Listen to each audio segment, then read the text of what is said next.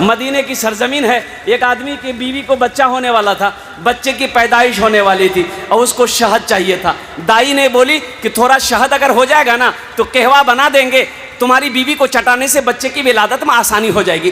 थोड़ा शहद देख लो पड़ोसी में अगर किसी के यहाँ मिल जाए। ये बेचारा प्याला लिया और पड़ोसी के यहाँ गया, शहद नहीं मिला। दूसरे पड़ोसी, तीसरे पड़ोसी, चौथे, पांचवें पड़ोसी के पास गया, बोलो शहद नहीं मिला, बोलो शहद नहीं है।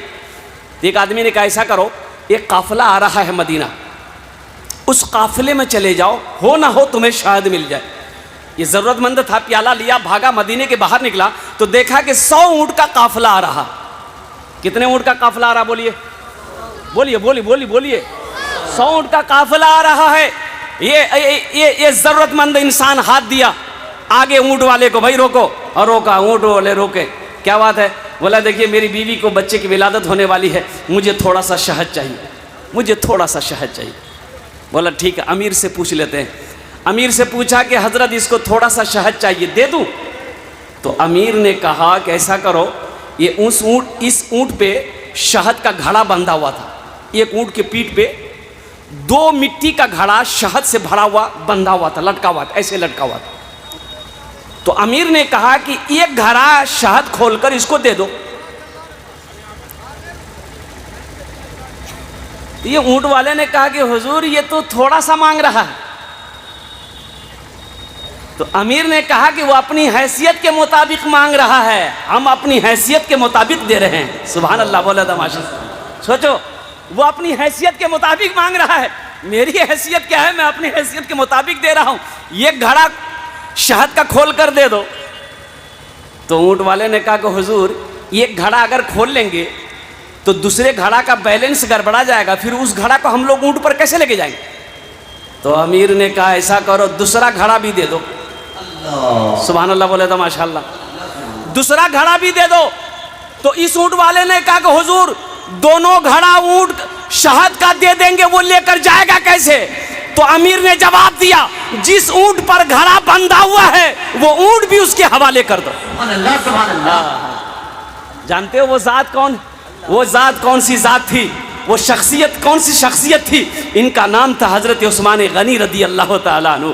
कुर्बान जाइए, वो उस्मान जो दामादे मुस्तफ़ा है, वो उस्मान जिसको ज़ुन्नुरैन का खिताब मिला, वो उस्मान जो बहुत बड़े सखी थे, वो उस्मान जिसको जन्नत की बशारत अल्लाह के रसूल सल्लल्लाहु अलैहि वसल्लम ने दुनिया के अंदर में अता फरमाई थी, वो उस्मान जो कुरान की तिलावत करते करते वे शहादत के मकाम को पहुँचे, वो हज़रत उस्मान गनी रदी अल्लाह ताला अन्हु की ज़ात है। मेरे भाइयों, अल्लाह सखावत करने वाले को बड़ा पसंद करता है। इंशाअल्लाह सखी बनेंगे मेरे भाई। एक बात याद रखिएगा, बखील की दोस्ती अल्लाह से नहीं हो सकती। बखील की दोस्ती अल्लाह से, भाई बोलो, भाई बोलो। बखील के 4 क्वालिटी हैं। बखील के 4 क्वालिटी, एक बात याद रखिएगा। कितने क्वालिटी है बोलिए? गिनती करो, मैं गिनती कराऊं। बखील कितना हुआ? कंजर, कंजूस, मक्खी चूस, ये सबसे लो क्वालिटी का है, ये सबसे नीचे क्वालिटी का बखील। ऐसे ही एक बखील कंजूस, महाकंजूस, वो शादी कर लिया। अब शादी करके बीवी को लाया तो बीवी को सामने बिठाया, बोला तुरा पता छो हमारा घर हम की पसंद है? तो उसकी बीवी बोली अखनी तो हम अबे कर हमरा की पता, तोरा की पता की पसंद है? तो ये नौजवान बोला कि सुनो, गोश्त हम नहीं खाते, मछली हम नहीं खाते, अंडा हम नहीं खाते, दूध दही हम नहीं खाते, साग सब्जी हम नहीं खाते।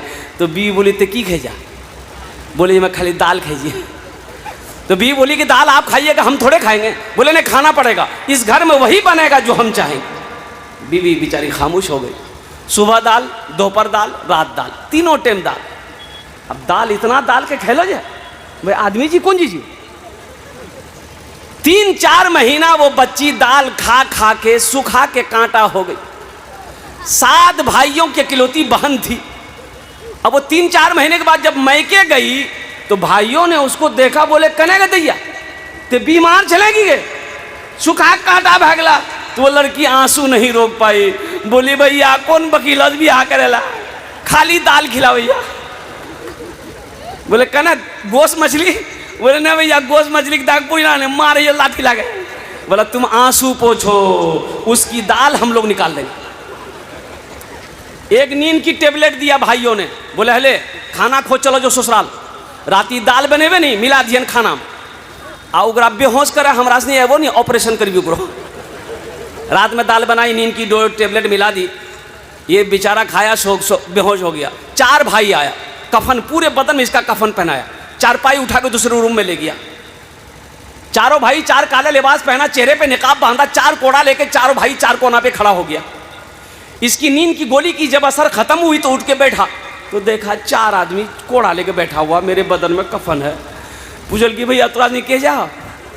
बोले हम आदमी फरिश्ता जी, तुम मर चुके हो, उस दुनिया में नहीं हो, इस दुनिया में आ गए हो, जल्दी तैयार हो जाओ सवाल का जवाब देने के लिए।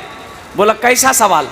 तो कहा कि पहला सवाल, दुनिया में अल्लाह की नेमतों में से कौन कौन सी नेमत तुम खाए? बोला नहीं खाली दाल खेलान। बोला कहे गोश्त काहे न खाए? 50 कोड़ा मारो इसको। कोड़ा बरसना शुरू भै गई। अब 50 कोड़ा यहाँ जी बा पसीना हेड भै गई। अब दूसरा सवाल किया कि मछली खाए थे? बोला नहीं मछली भी नहीं खाए थे। बोला फिर 50 कोड़ा मारो इसको। 100 कोड़ा में फिर बेहोश। जब बेहोश हुआ दिन लोग कफन खोल दिया, जहाँ सोया हुआ था ले जाकर सुला दिया और 11 बज गए, दिन नींद नहीं खुल रही थी। अब नींद खुलते हो बताओ? नींद खुलते जल्दी खुलते? 100 कोड़ा यहाँ छी। तो बीवी आई उठाई, कह रहे उठवाने नाश्ताने करवा 11 बजे के लिए। बहुत मुश्किल से आँख खोला। बीवी बोली कि जल्दी उठा, मुँह हाथ धैला, हमें दाल रोटी बनागा नहीं छीन।